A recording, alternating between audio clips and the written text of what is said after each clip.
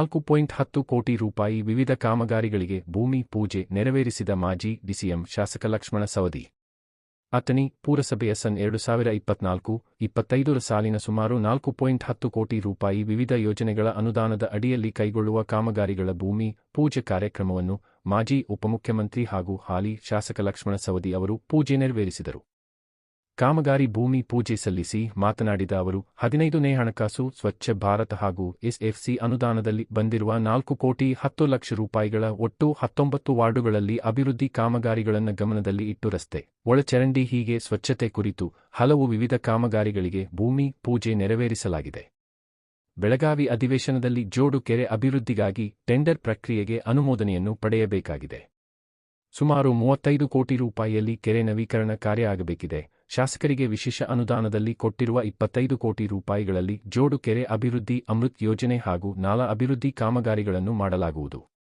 ಕರ್ನಾಟಕ ಕೆರೆ ಪ್ರಾಧಿಕಾರ ಅಭಿವೃದ್ಧಿ ಮಂಡಳಿಯಿಂದ ಒಪ್ಪಿಗೆ ಕೂಡ ಸಿಕ್ಕಿದೆ.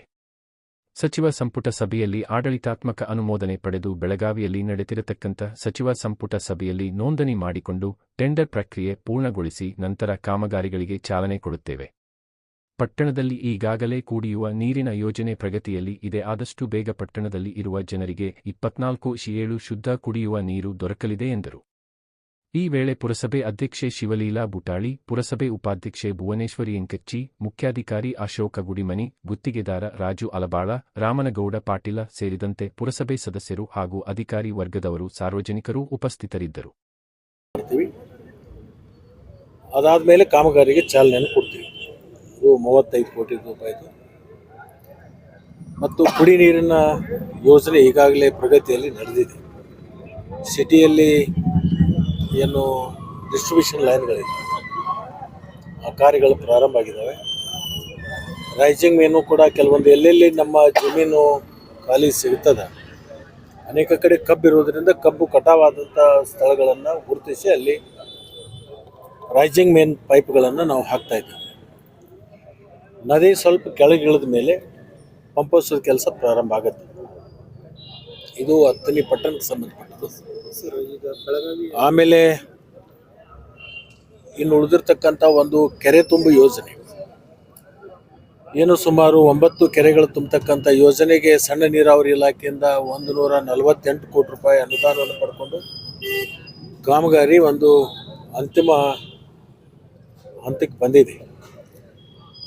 ಅದಕ್ಕೆ ಜನವರಿ ತಿಂಗಳಲ್ಲಿ ಅದರದ್ದು ಉದ್ಘಾಟನೆ ಮಾಡಿ 9 ಕೆರೆಗಳಿಗೆ ಈ ವರ್ಷಕ್ಕೇ ನೀರು ತುಂಬುವಂಥ ಕೆಲಸವನ್ನು ನಾವು ಜನವರಿ ತಿಂಗಳಲ್ಲಿ ಮಾಡಬೇಕು ಅಂತಕ್ಕಂಥದ್ದನ್ನು ಸಂಕಲ್ಪವನ್ನು ಇಟ್ಕೊಂಡಿದ್ದೀವಿ. ಬೆಳಗಾವಿ ಅಧಿವೇಶನದಲ್ಲಿ ಉತ್ತರ ಕರ್ನಾಟಕಕ್ಕೆ ವಿಶೇಷ ಅನುದಾನದ ಬಗ್ಗೆ ಏನಾದರೂ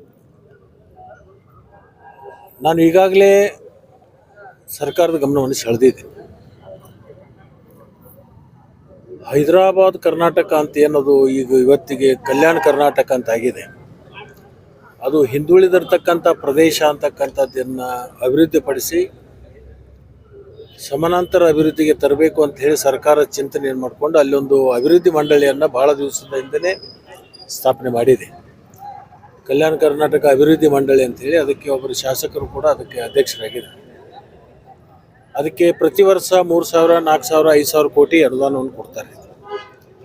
ಅದೇ ಥರನಾಗಿ ಇವತ್ತೇನು ನಮ್ಮ ಕಿತ್ತೂರು ಕರ್ನಾಟಕ ಇದೆ, ಹಳೆ ಮುಂಬೈ ಪ್ರಾಂತ ಅಂತ ಹೇಳಿ ನಾವೇನು ಕರ್ಕೋತೀವಿ, 6 ಜಿಲ್ಲೆಗಳಿಗೆ